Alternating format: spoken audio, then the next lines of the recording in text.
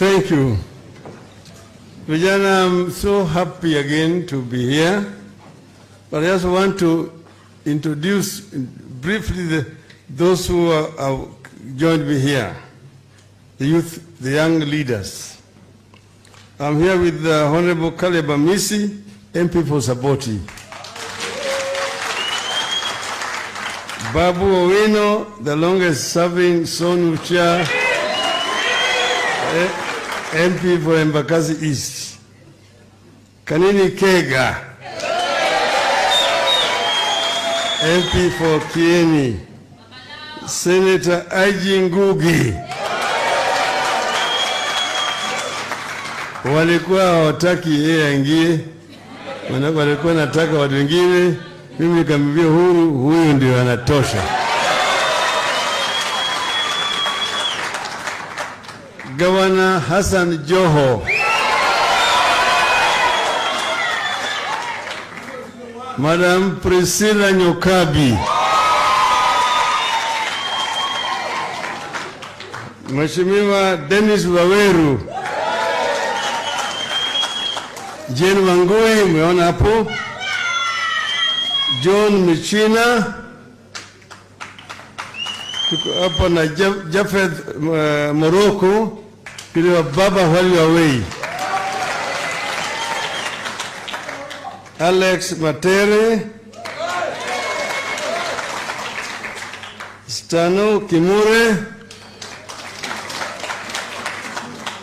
Edwin Sifuna, and my long-standing friend SK Macharia.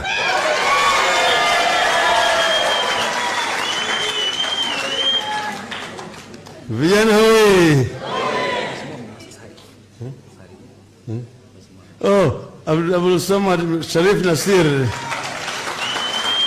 MP for Mvita in Mombasa. Now let me start by telling you about myself. Where I am here, I am very much at home. I am an alumni of this university. Okay. And I started teaching at this university at the tender age of 25. My department is just the one opposite here. And I would be there and I would walk across here, going to the senior common room, which is this other side. So therefore I'm so happy, and I've actually given talks in the Taifa Hall and even this hall so many times. And therefore I'm at home. But I will tell you later on my story, who is Raila Odinga. Let me respond to some of the issues that have been raised. The first, I will not necessarily do it in chronological order because some of them were basically were repeated the others. The issue of youth, the 30% jobs, and you see, it's not just a question of 30%. You're talking about a government of the youth. I believe strongly that we need to make use of the youth energy that we have in this country. And as you rightly quote the figures, over 70% of our population are below the age of 35. That is a motive force. So the youth can be either a blessing or a curse, depending on the way you make use of them. For now, up to now, the youth have been like a curse because they have not been given the requisite tools to be able to contribute properly to the society. You know, if you don't give them education and necessary skills, they become a drag on the society.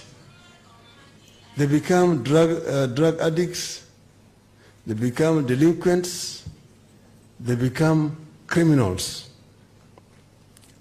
But if they're properly empowered then they become proper source for wealth creation. And that's why we need to attend properly to this issue of the youth. So we have said, and you saw in the BBI, we said very good things.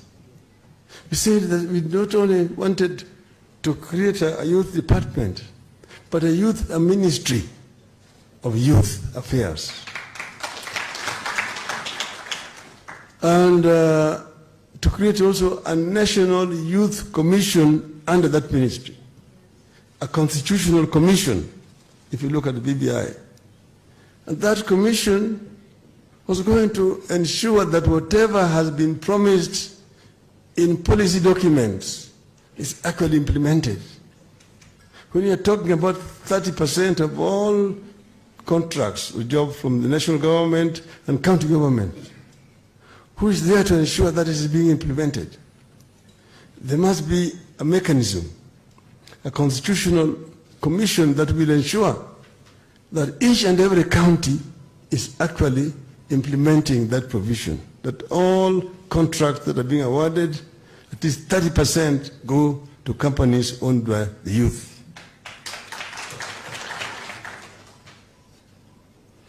And it talks about mentorship for the youth and like having the youth summits for the youth. Jane should have told you here that when I was a prime minister, I had round table with the business community, and I had also a round table with the youth. That was being held quarterly, and it was being held religiously quarterly, so that we can be able to get feedback from the youth. What are the problems that are affecting the youth, and how are we doing? So they don't need to be convinced. It is something that I've already tried before, and therefore it will be part of my policy.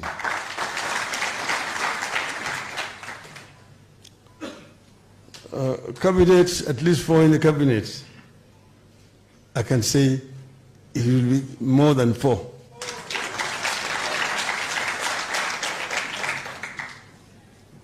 And then the third point that he made, the fourth point, was corruption. Corruption is actually killing this country.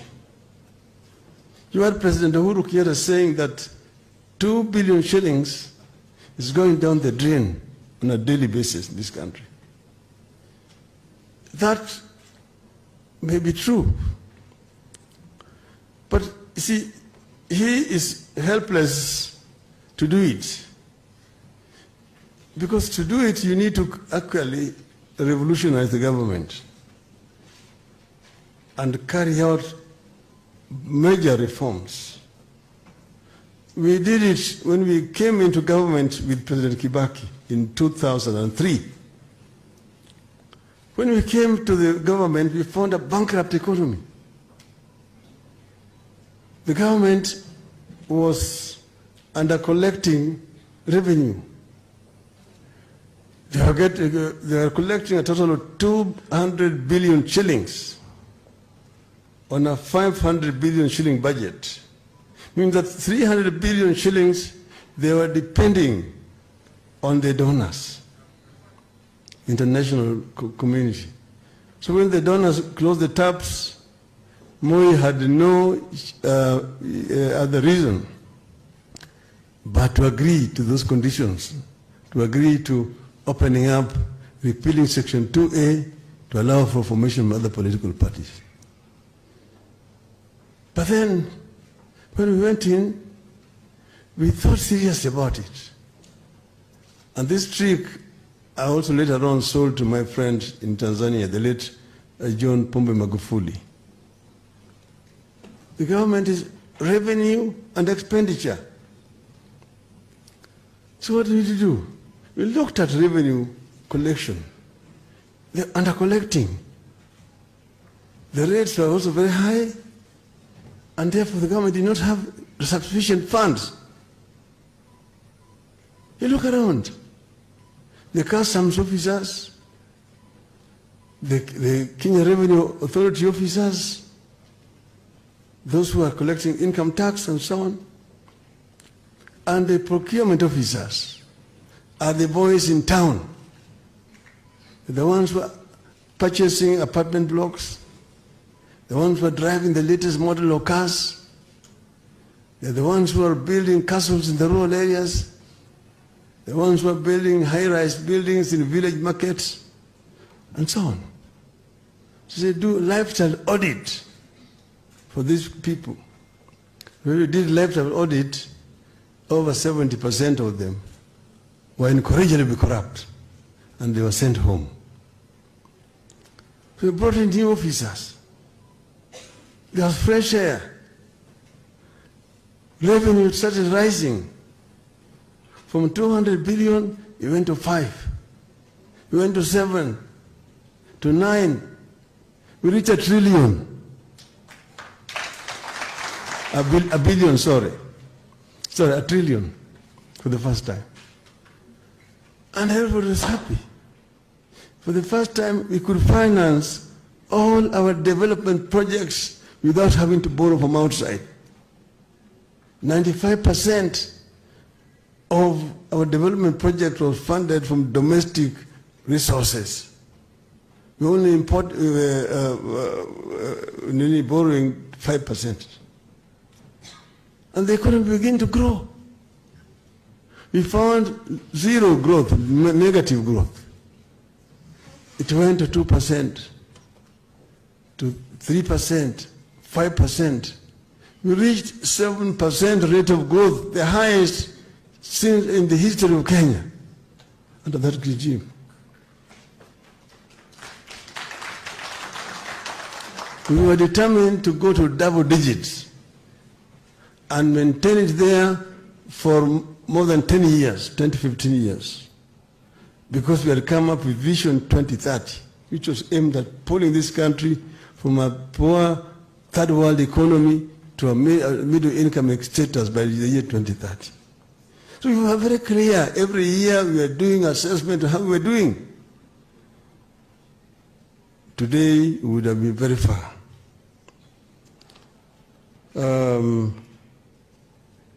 The issues of COVID and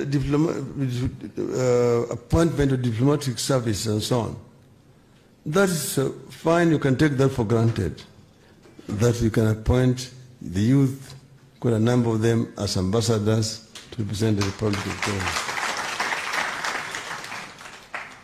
And having youth in the Ministry of Foreign Affairs attending to matters of foreign affairs. Because outside the country, the majority of people you have are youth, students studying in different parts of universities in different parts of the world. So we'll have a youth looking after them. That's not a problem. We do that. She talks of sanitary towels in all the public places. This is something that you remember in our government with Kibaki. We started with sanitary towels in schools.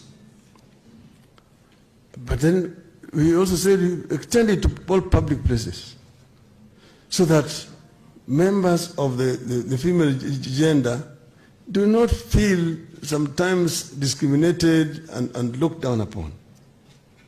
It is something that is necessary in a civilized society. If you go into Europe, you'll find them in toilets, public toilets everywhere, where women are. So why can't we do it here? You don't have to demand, it's a right. Yes, gender-based violence, agree that gender-based violence is so rampant. These days, you wake up in the morning, you open TV, or you read the headline of newspapers of somebody, the couples who have killed each other, and then after that killed themselves. There's just too many. These crimes are rising because of the state of our economy. even the ones you talked about of the youth with the mental issues and so on, those are in the rise because of frustrations in the society, stress and pressures in our society is what is causing these things. So don't come about palliative answers, curative measures. You want to have preventive measures.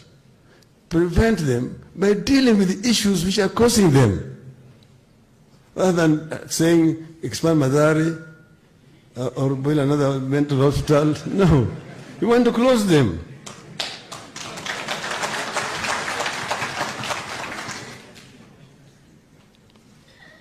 Two-third gender rule. Yeah. I'm myself a convert. I mean, not a convert. I've always believed in it. I always believed that no society can grow if half of the population are not working and dependent on the other half. And these are a part of the population that is productive. I've lived in Norway, where I was forced by circumstances to flee into exile. And you need to go and look at how Norwegian women are making contribution to development of their country. Why can't we do it here in our country? You're talking about representation. And I've told my people that, look, we must come up with affirmative action to deal with the issue of gender. Why? Not because women are unable, because men will tell you, why can't they just stand up and also go and run as like men? They're able people. Why? But I tell them that there are certain historical factors which work against women. Number one, because of marriage, women are forced to leave their places of birth and go to other places where they were not born. A woman was born in Gatanga, in Muranga, and she goes and gets married in Mathioya, up there. And she wants to run there against a man. That man knows he's here. He grew up there. With this one here, we used to play together as children. This one, we were circumcised together. This one here, we used to have cows or goats together. This one I call my auntie. This one here is my grandmother. This one is my father, my cousin, and so on and so forth. But the woman has left those kind of relations where she was born in Gatanga. Her brothers, her mothers, her fathers, her parents, and so on are all there in Gatanga. So she's come to a strange place. The only person she knows there is her husband and her immediate in-laws. So the field is not level. If you are a man, you came from Mathioya and went and ran against her in Gatanga, you'll have problems. She'll beat you. And that's why we must come up with affirmative action when it comes to representation at the County Assembly and the National Assembly. So I don't need to be convinced. That's why we put in the BBI. And I say that if you don't do it here, you do an election 2022, the results are not going to be very different for reasons that I've already mentioned. I believe in this. And this is something we're determined to resolve, irrespective of what the court did with BBI.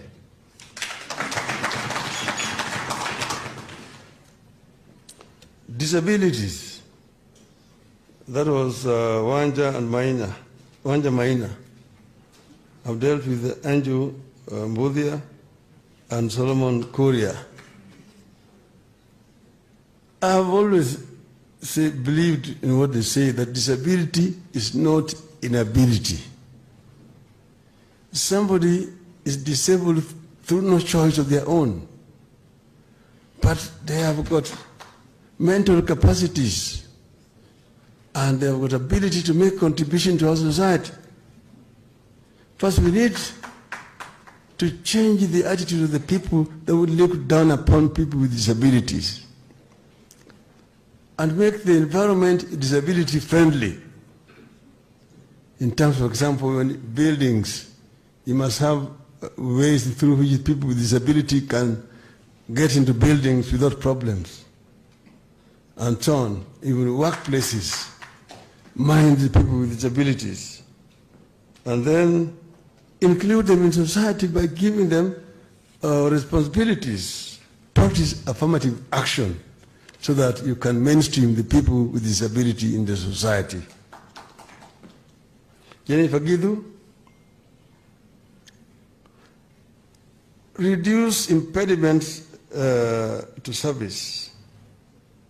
And then you have got these loans which basically a big load on those who are beneficiaries, like former students and so on. And you have got Credit Reference Bureau on your back all the times, wherever you go. But find a way in which, for example, this burden can be transferred to the employer, or so and so on and so forth, or written off. I think we can find a solution to this problem.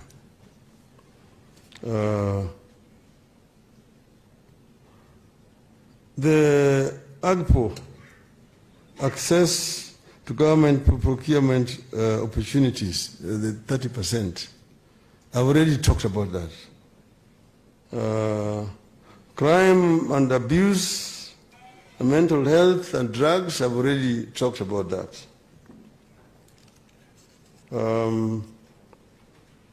Then there was Jane Kimani, and finally Wamboi Nyoto. This issue of post-election violence has been mentioned, it's been cutting across, and I'm going to finish with it.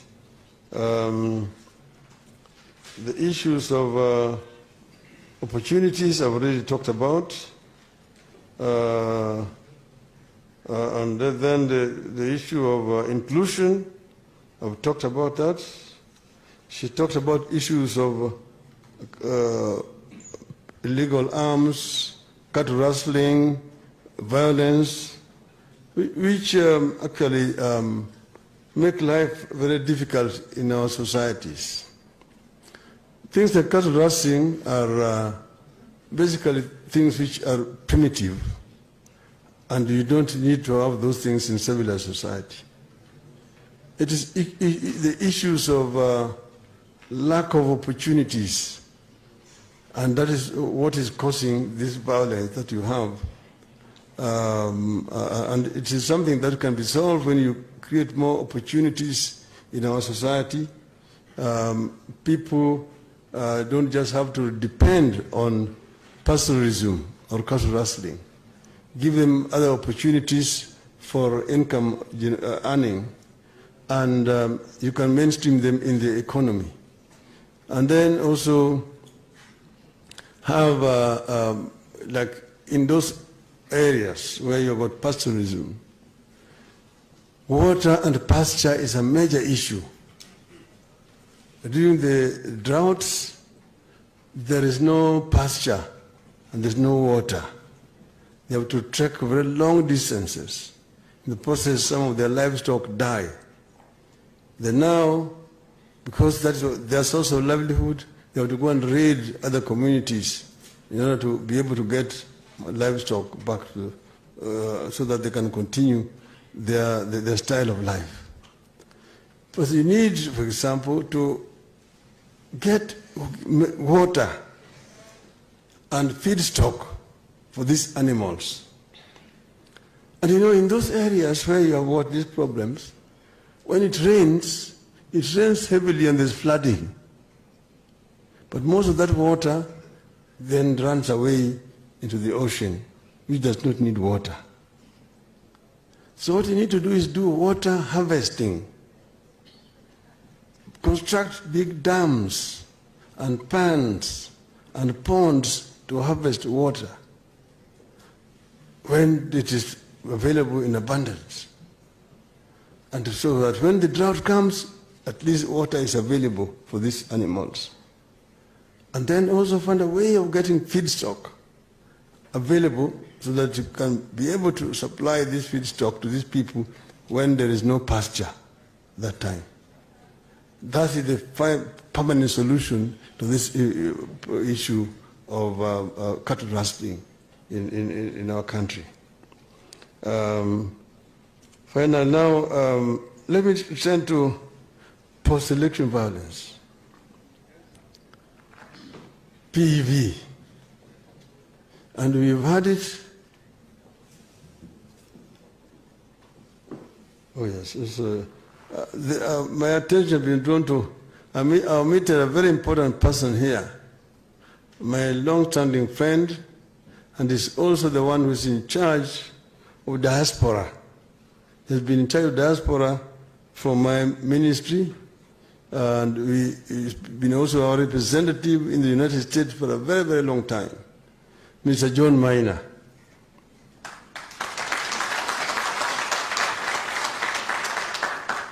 John is a very, very important person. You need to know him. And he's done very many things to me as a person.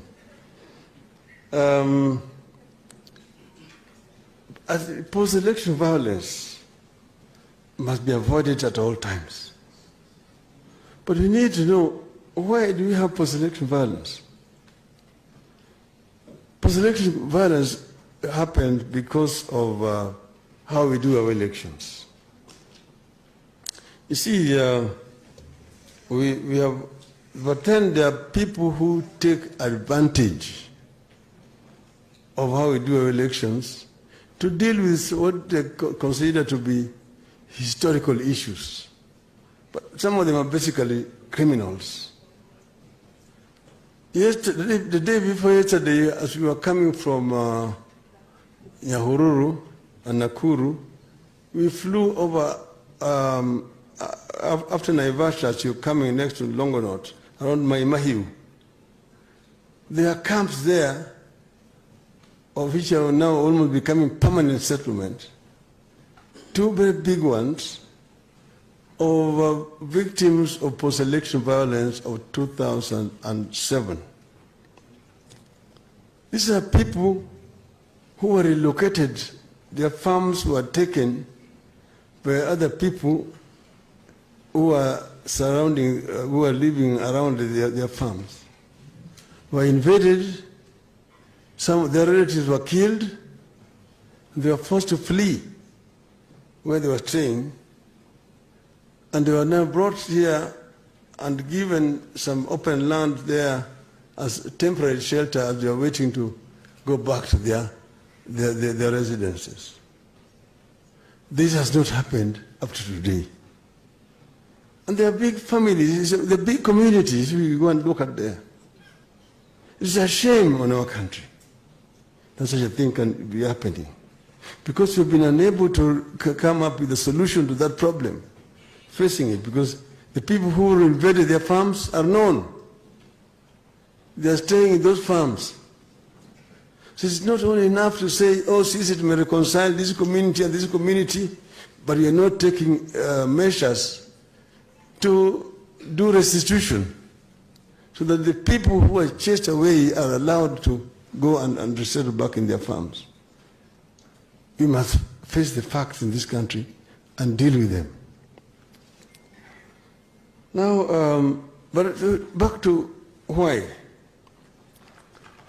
When, and this is why, you know, the basis of the handshake.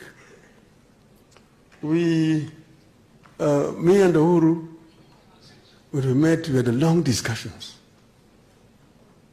First, it was very difficult. Oh, you called me a drunkard? But you also called me Kimundu Muguruki.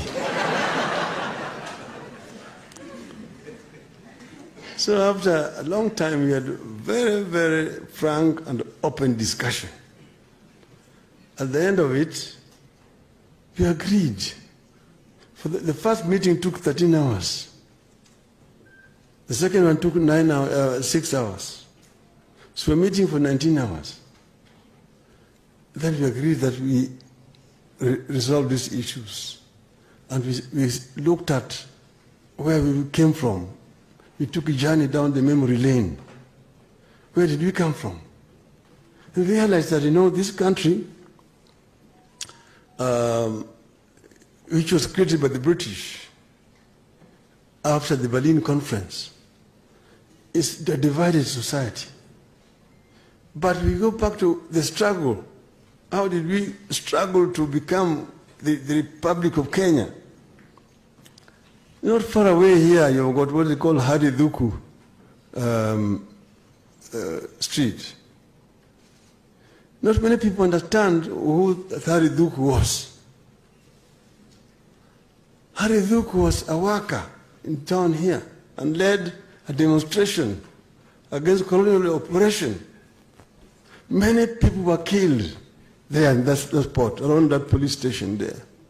A lot of blood was shed there by the colonialists shooting people. Hariduku was arrested and banished and taken to Kismayu.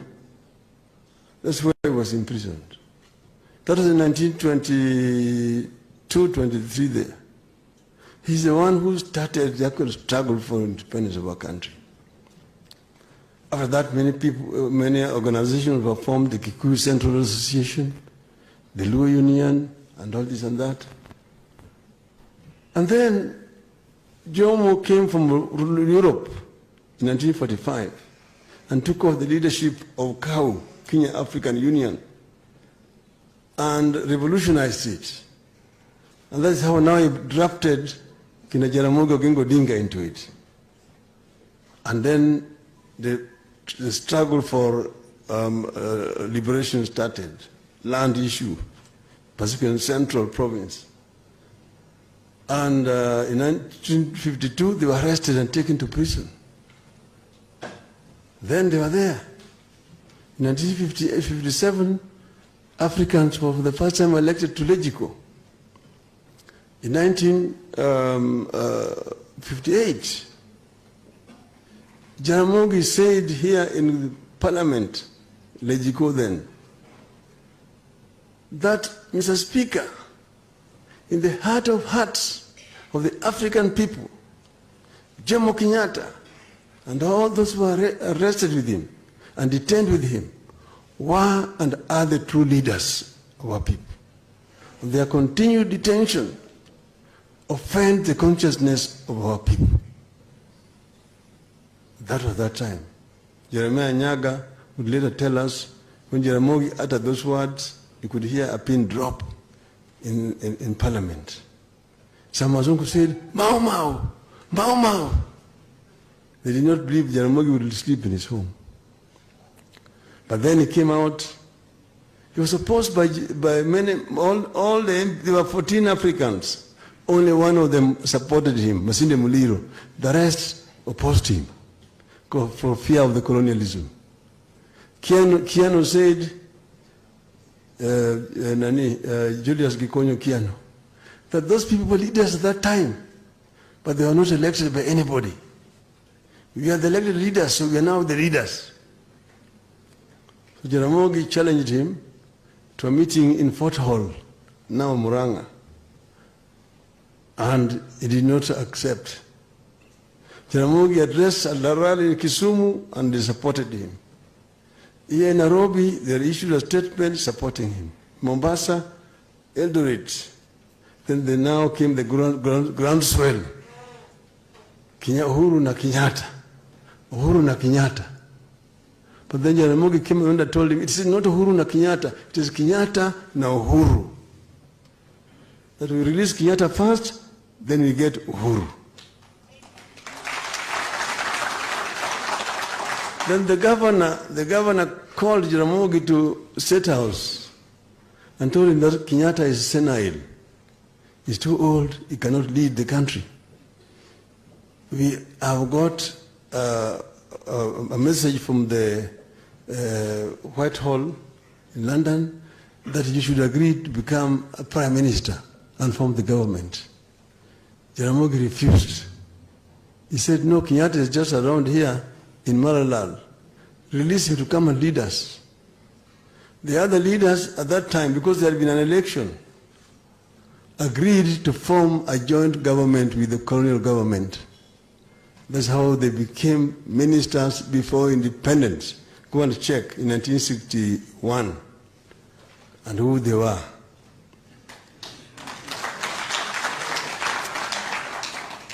Then now Jaramogi emotional people, and that's when he was singing, Kenyatta alitaka Kenya, Kenyatta alitaka Kenya, Kenyatta alitaka Kenya, akafungwa. Asante, asante Baba, asante, asante Baba, asante, asante Baba, kwa kufungwa. So then now, the country got together. You did not think of us as Kikuyus, Luhos, Kambas, Kalenjin, and so on. There was that sense of nationalism. And that is what actually forced the British to give independence. Otherwise, it would have been like Rhodesia or South Africa. That unity. And our family became one. You hear me all the time referring to Uhuru as brother. It is not taken from out of the blues. We were brothers. Uhuru's elder sister Margaret used to live in our house there in Jerusalem. Jaramogi is the one who was looking after the family. So we were brothers. Me and Uhuru were brothers. Even if we fight for elections, we just fight. But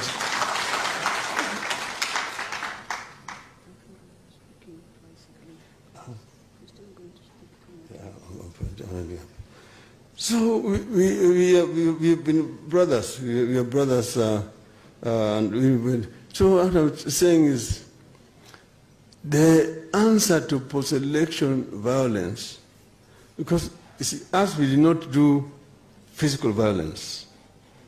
Demonstrations are allowed. But that's after the court nullified the elections and ordered a repeat. And because we disagreed with the IBC, we did not participate. And because we believed that we had won the elections, we went to Uhuru Park when they went to Kasarani. And then now we had that stalemate. And we sat together and we resolved it as brothers. And agreed that Kenya is bigger than both of us. Therefore, we bring the people of Kenya together. We said, let us go back to where these people started, Jaramogi and Kenyatta, when the people were united against alien rule and brought us together. If we start from here, we can move together, and this country can be united. And that is why I'm going to be talking to you from that position later. I don't want to go there. And we agreed that we will ensure that never again will Kenyans fight after an election.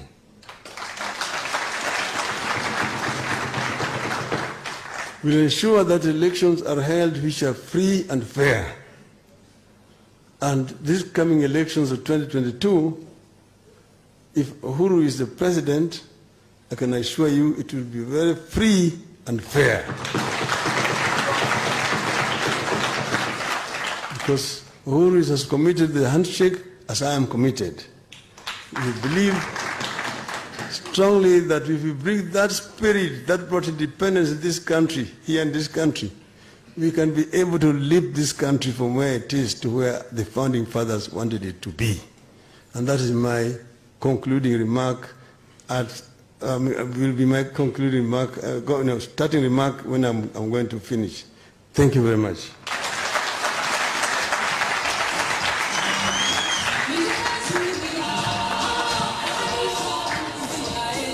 Wapi nduru, wapi shangwe na vigelegele.